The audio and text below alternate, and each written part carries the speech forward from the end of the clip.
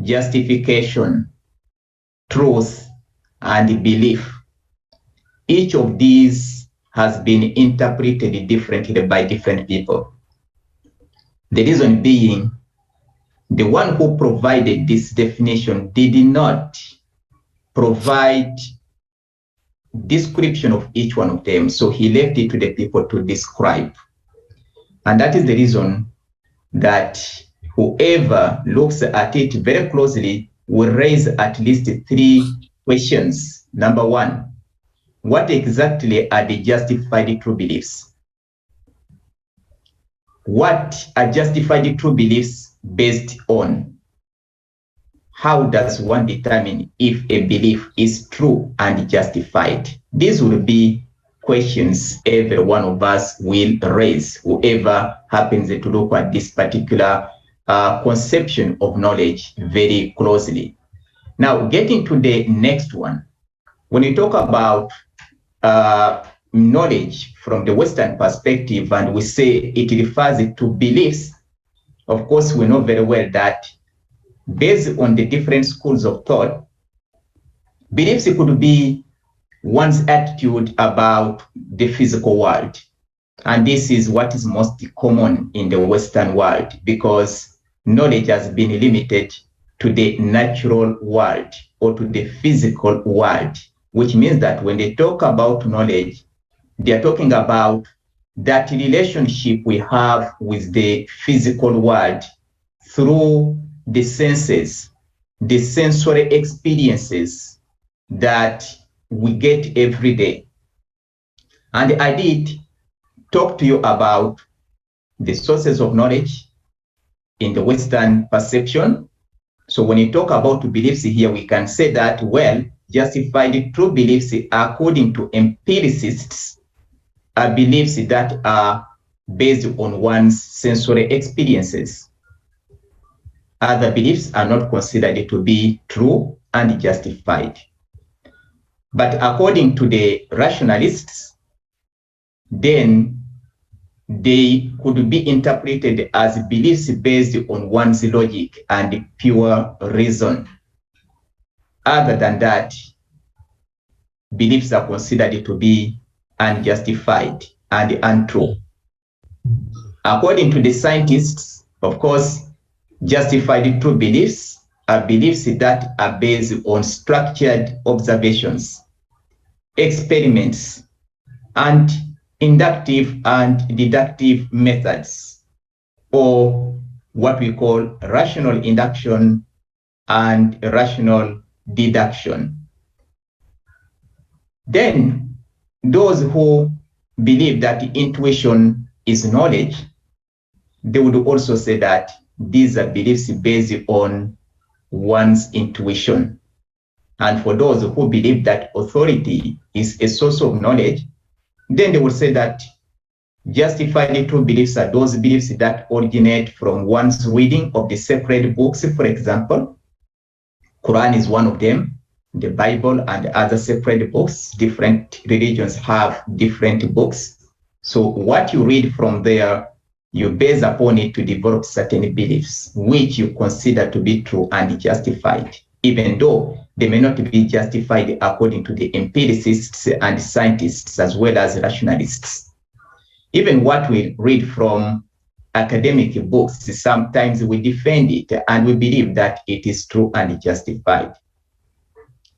Of course, there are so many interpretations, as I did say, regarding this particular conception of knowledge. I'll now get into details regarding the Islamic perspective of knowledge, because this is what we are here for. When we talk about knowledge in Islam, of course, we are talking about something that we consider to be divinely given by Allah subhanahu wa ta'ala, because all knowledge comes from Allah subhanahu wa ta'ala. Allama al-insana ma lam ya'lam. Allah is the one who has taught us whatever we know today. There is no any possibility for us to arrive at any knowledge without Allah subhanahu wa ta'ala. But not everybody is aware of this reality that knowledge comes from Allah. And for this reason, we need to continuously pray to him to grant us more knowledge.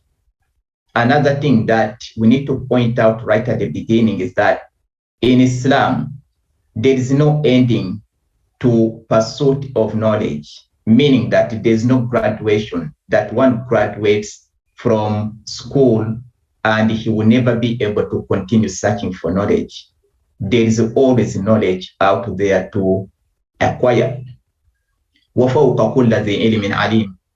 This ayah can be interpreted to mean that above every knowledgeable is one who is more knowledgeable. If you have acquired knowledge from me, then you should look for somebody who is more knowledgeable than me.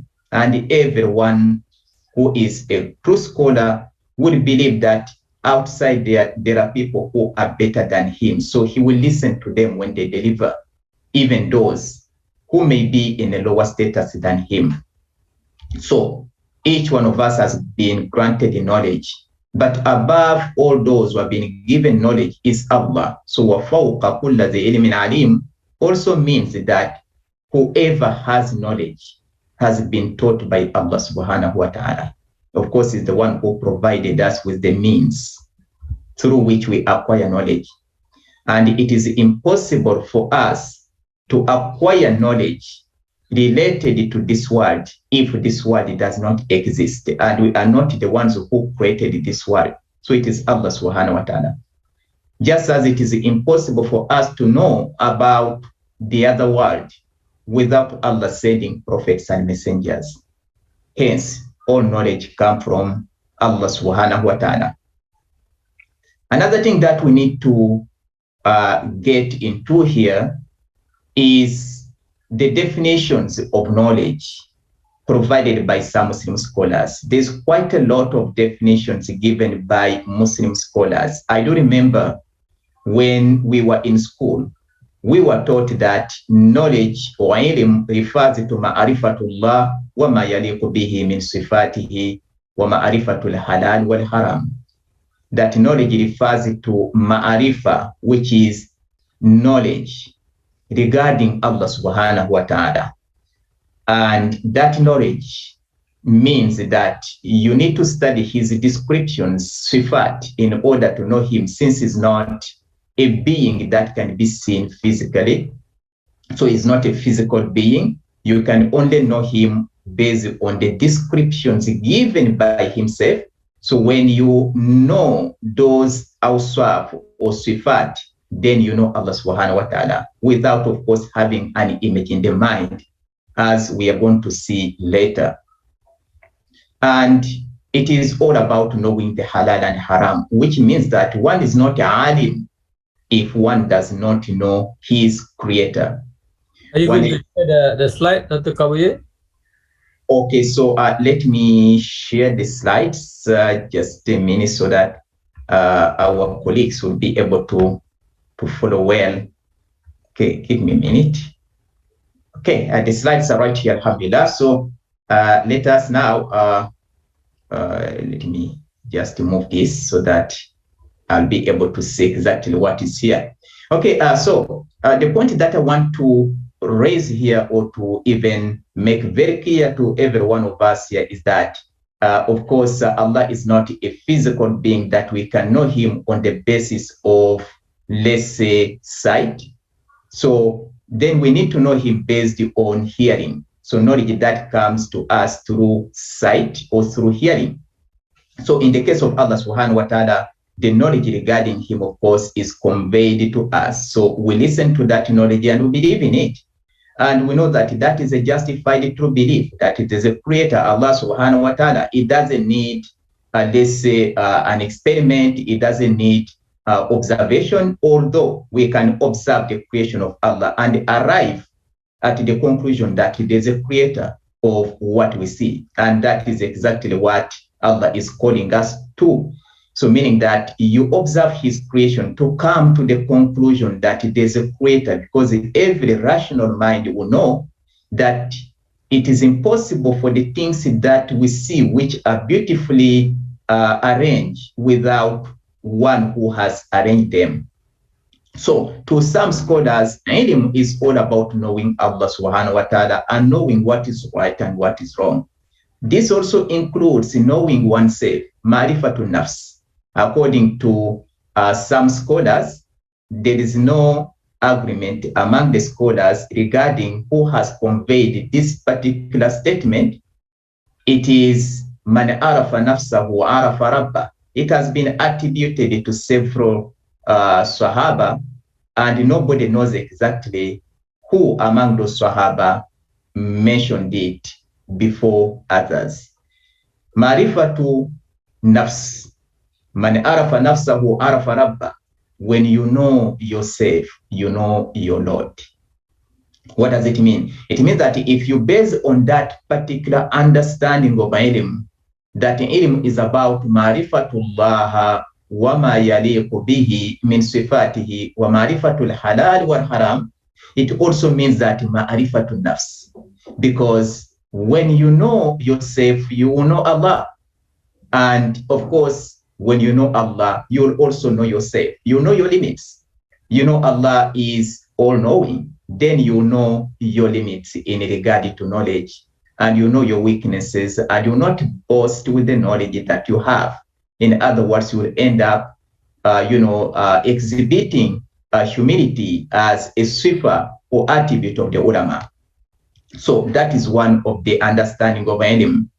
But there is this particular definition of ilm which is very common also among scholars, and which I believe that most of us have come across it in our readings. The arrival in the soul of the meaning of a thing or an object of knowledge, and the arrival or soul of the soul at the meaning of a thing or an object of knowledge. So I added here object of knowledge, even though it is not in the original definition. I added the object of knowledge, and I did not confine the definition to a thing. Why? Because when you say something, what comes to the mind of most people is something physical. So they start looking for something to be seen. But when we say object of knowledge, then it is inclusive of the things that are metaphysical in nature, things that are intangible, things that are not intelligible. We are not able to see them, yet we are able to perceive them, we are able to comprehend them. So based on this definition of knowledge, we understand that the knower is actually the human soul, which means that there is no way for us to arrive at any knowledge without the raw, without the soul. And that is the reason why a dead person is considered to be, unknowing. He doesn't know what is happening around him, according to the people. Although in Islam, we know that a dead person is able to know what is happening around him, but spiritually, not through his body. So everything is a spiritual experience and not a physical experience, which is, of course, is denied by Western scholars that there is a spiritual experiences. Now, the thing is, we know that it is the soul which knows. Knowledge goes directed to the soul, which also means that when you are in a dream, for example, your ruh is out of your body, you are able to experience a lot of things. You are able to even remember what you have gone through in terms of experiences before the dream. You are able to recall your past. So you don't lose the consciousness of who you are. You don't lose the consciousness of the things that happened in your life when you are in a dream. You know very well, even when you meet people you know in a dream, you know that you know them. You have met them before. So that is why, because the soul is the one who knows.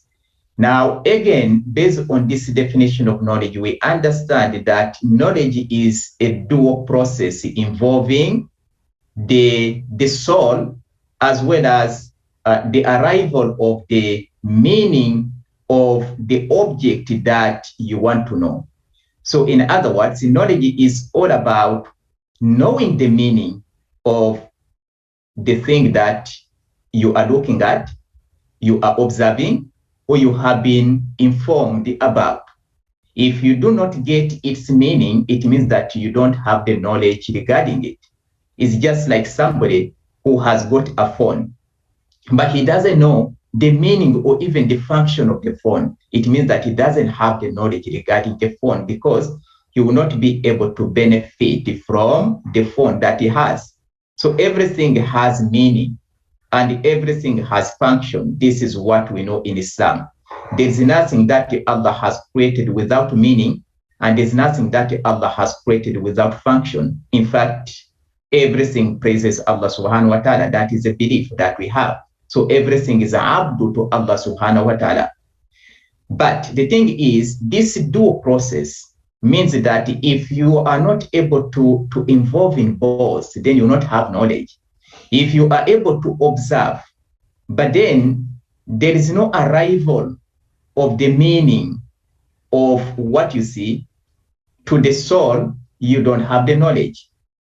And whatever is, of course, in your soul is something that is due to what you have observed on the basis of this meaning. It tells us that there is no any possibility for knowledge to be in the soul without the arrival. So it has to have arrived there, in other words. This definition, although has been accepted as a definition of ilm, it suffers from several weaknesses, which, of course, I will not be able to highlight in details. I have only highlighted one particular kind of, I'll call it one of the problems, that this definition probably suffers from, is it does not cover the imperceptible, things that we are not able to observe, things that we are not able to experience through our physical senses. It does not cover those entities that are beyond the reach of the human mind and also beyond the reach of the senses. Whereas we know in Islam that knowledge also includes what is beyond our comprehension, what is beyond the reach of our senses and even the mind. And what is required of us is iman, belief, is iman. Whether that iman will be justified or not, we are required to just simply believe, because the one who tells us is the one who knows. So when Allah informs us of something, we need to acquire iman regarding it. And this does not mean that we need to prove it. We need to prove it, because there's no way to prove, many of the things that we have been told. Of course, we know very well that the biggest part of the Quran is akhbar, which means news. The Quran has conveyed news to us regarding Allah subhanahu wa ta'ala. So all the descriptions of Allah in the Quran are part of akhbar. And the description regarding a human being in regard to his existence, in regard to his creation, the purpose of his creation, and even his life after this are all akhbar. News regarding al-Jannah wa nar. Allah has described it to us, Jannah and hellfire, in details. All those are akhbar.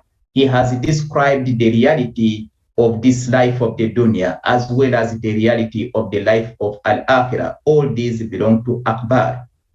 So that is what I want to highlight here, that so this definition of knowledge, it does not cover those akhbar which we are required to accept and acquire iman about.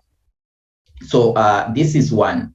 Now we come to the next. There is another definition of knowledge that I'll be highlighting later. But let me cover this part before we come to other definitions. I want them to be discussed last, because I need to go into some kind of details.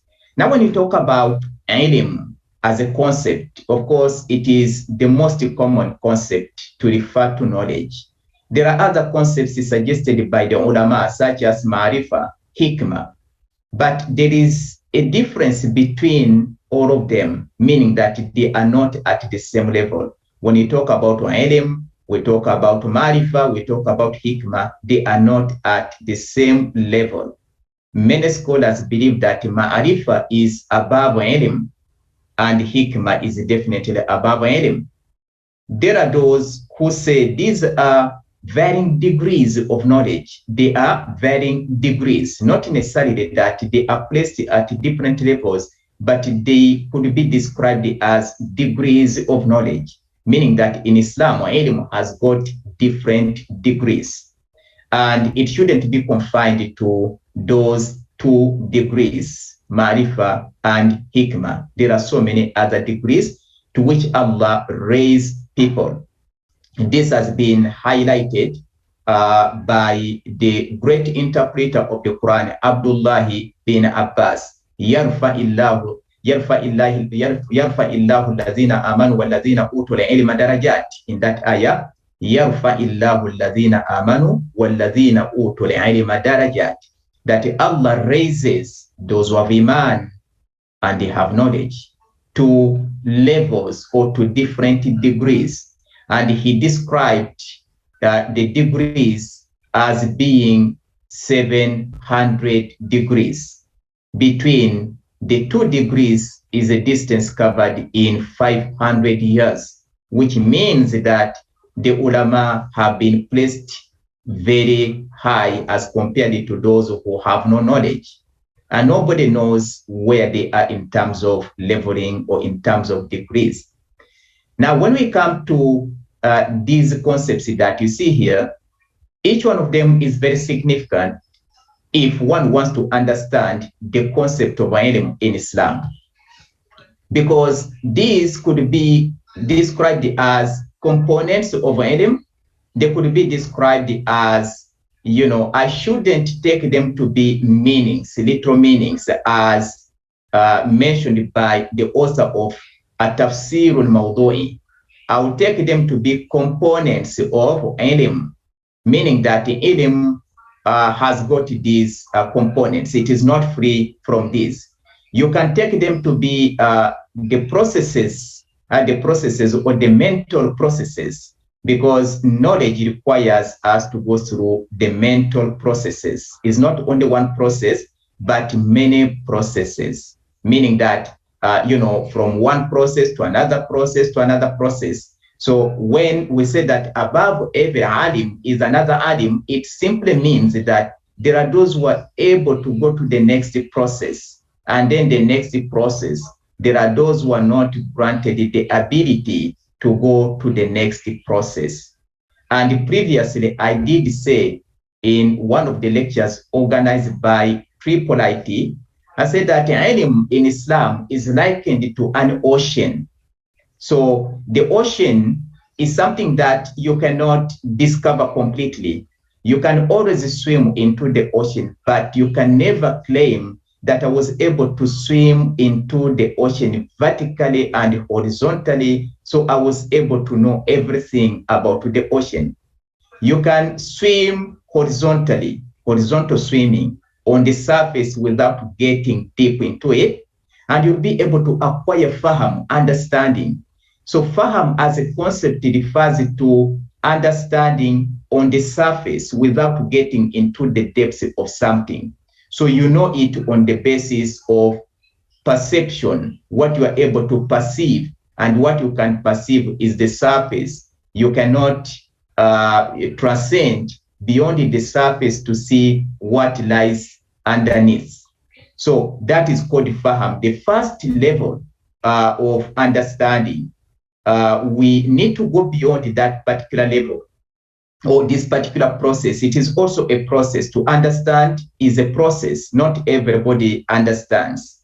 There are people who are able to see, yet they are not able to understand, meaning that you need to endeavor in order to reach this particular level of understanding the meaning of something, maybe the function of something, and other things as well.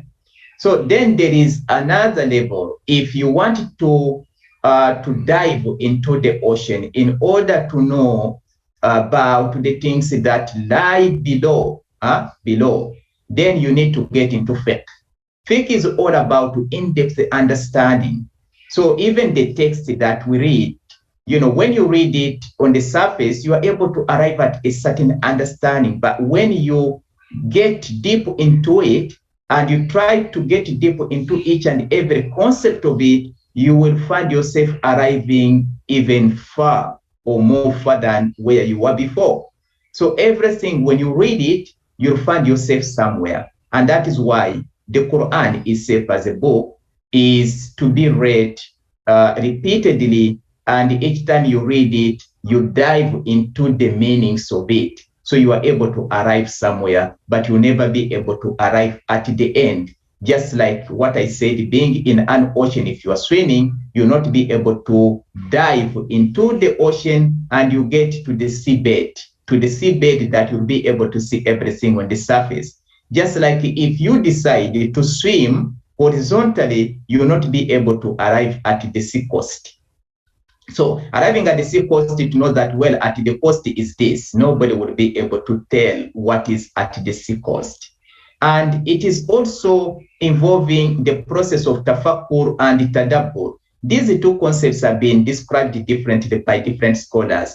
There are those who say that tadabbur is restricted to the Quran. When you read it as a book of knowledge or a primary source of knowledge in Islam, you need to reflect on each and every ayah. Tadabbur ayatul Quran simply means that when you read the ayah, you go back to the beginning and read it again, and you go back and read it again and reflect on the meaning. So each time you go back to the beginning of the ayah, you'll be able to arrive at certain conclusions, meaning that knowledge will keep on increasing in your case because you are getting back to the beginning of the ayah with the intention of acquiring more knowledge. So meaning that when we read the Quran, we need to read it with the intention of acquiring knowledge. And we need to approach it with a belief that we don't have knowledge.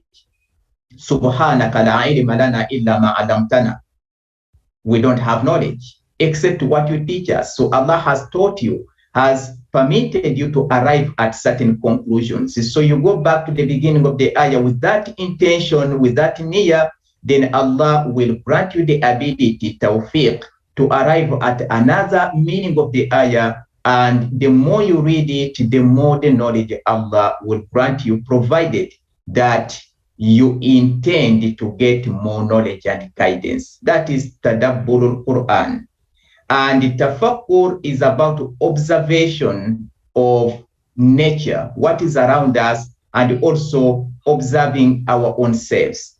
So when you observe yourself and you observe all what is around you, you'll be able to arrive at knowledge. Of course, we talked about observation before in the Western understanding of knowledge, and we said that observation is a source of knowledge. But when we mention observation of nature in Islam, we actually have an objective, which is to know Allah. Whereas in the Western conception, observation, the aim of it is not to know Allah subhanahu wa ta'ala. The aim is very different. So then we have tazakkur, which is remembrance. If one is not able to remember knowledge, then of course he doesn't have it. So if you study and you graduate from the university, but you're not able to remember anything, then you should not claim the knowledge that I know it. So you need to be able to remember. This is the reason why in the past, the first step taken to understanding or to knowledge acquisition used to be memorization. The Arabs used it to memorize the text before understanding it. They memorize the Quran before understanding it, because when you memorize and you know, you're based on what you have memorized in order to interpret, to explain. So knowledge needs to be with you. You need to be able to remember it. So the next one is Tabasu.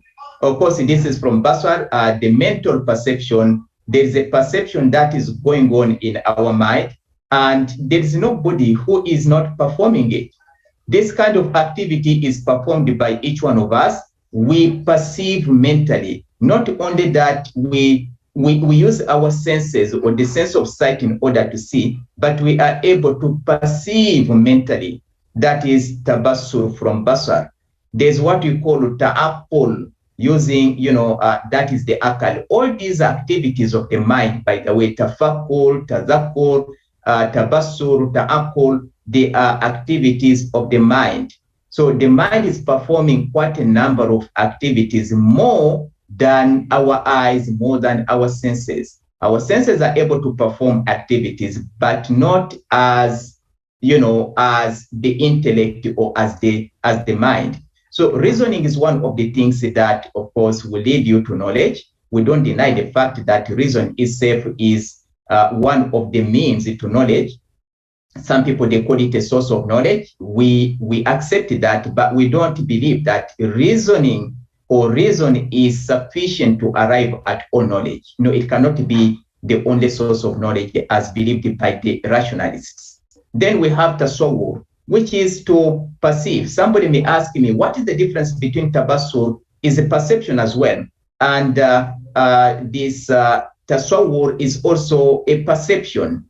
Well, when we talk about tasawwur, we are talking about a surah, a form of something. So it means that there is a form of something, there's an image of it that is kept in your mind. So when we see things, we also keep their images in our mind, which means that all the images in our mind are due to what we have seen in our life. There's no any possibility for us to have a form of something that we have never seen. And on the basis of the forms that we have in mind, we are able also to create other forms which may not be true.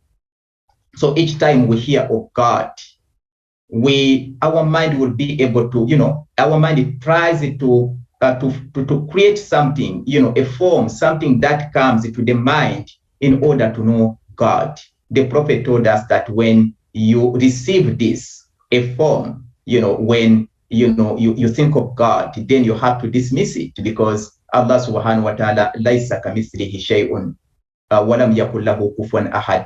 It doesn't resemble anything. It doesn't resemble whatever may come to the mind. So that is called tasawwur, where you have the surah, the image of something that you have seen. Whereas the tabassur does not necessarily involve the image of something. So tabassur is that kind of process that you go through, which is a mental process without necessarily having the image of the object or of the entity that you want to know.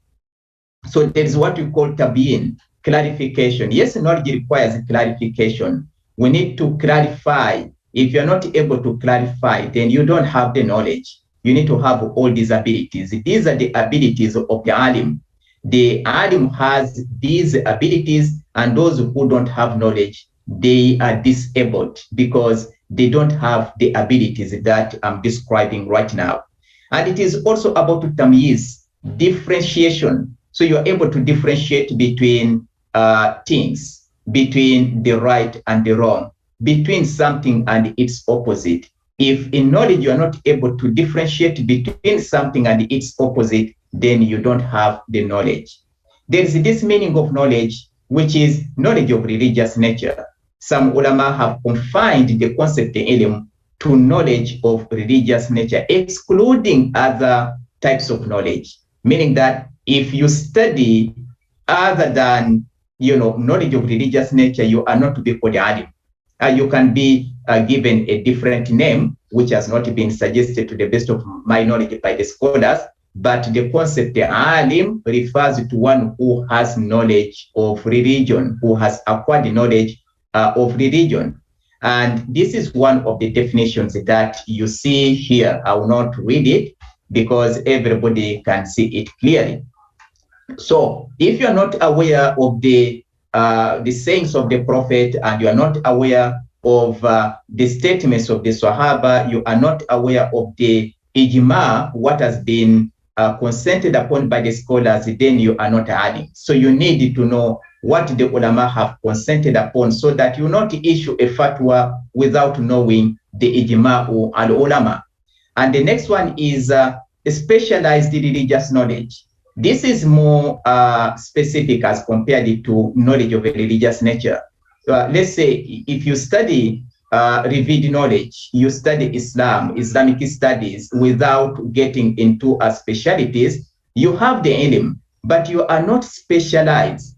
There are those who specialize in fiqh, there are those who specialize in, let's say, tasawwuf and other disciplines. If you are a specialist in any knowledge, then you are alim. If you are not specialized in any knowledge, then you are not alim, because the knowledge you have is not complete. Meaning that, of course, there's no complete knowledge, but it is to say that you need more and more about it.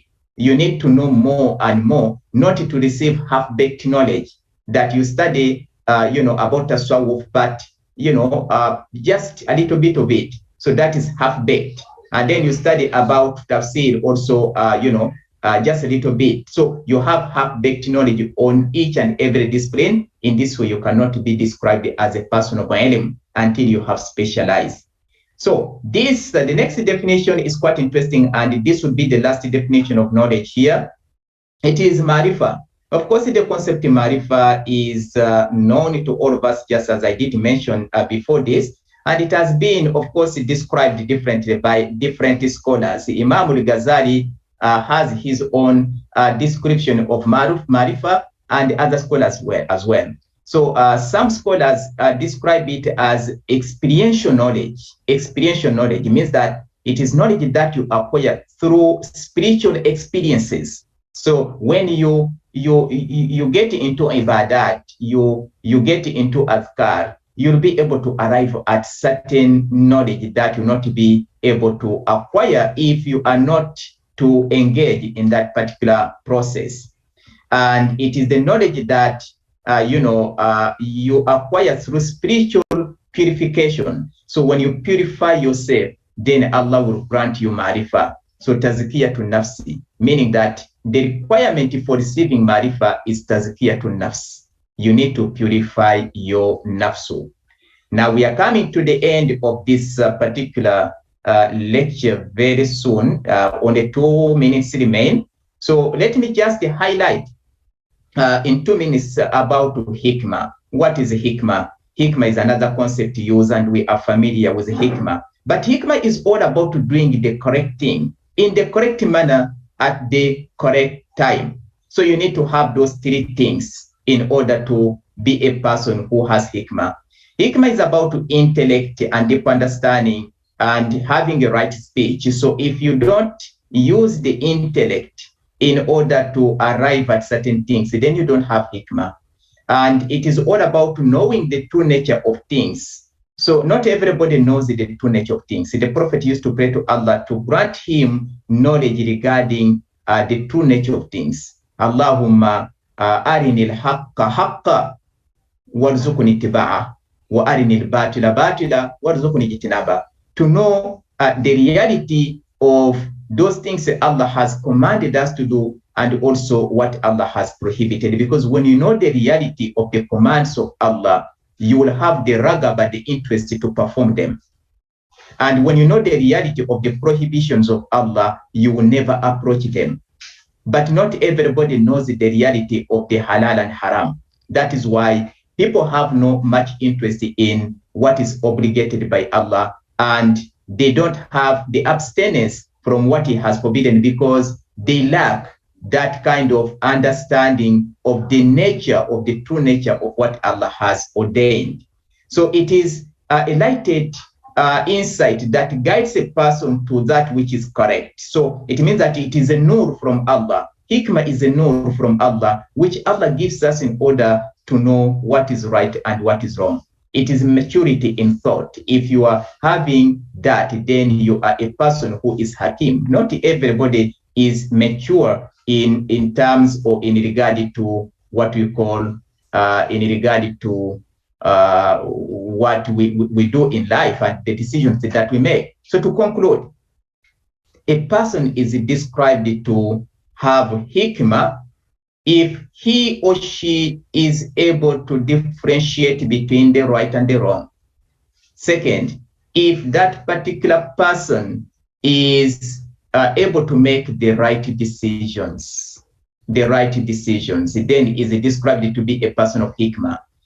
Next, that person is considered to have hikmah if he's able to apply the knowledge correctly. If he cannot apply the knowledge correctly, then is not considered to be a person of hikmah. So hikmah involves the application of knowledge. It involves also differentiation between the right and the wrong. It also involves making the right decision. It involves speaking to the people according to the level of their understanding.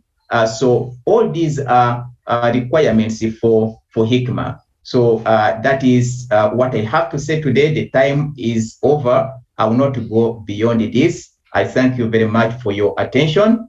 Jazakumullahu kulla khair. Until we meet again next week, bi'iznillahi ta'ala. Wassalamu alaikum wa rahmatullahi wa barakatuh.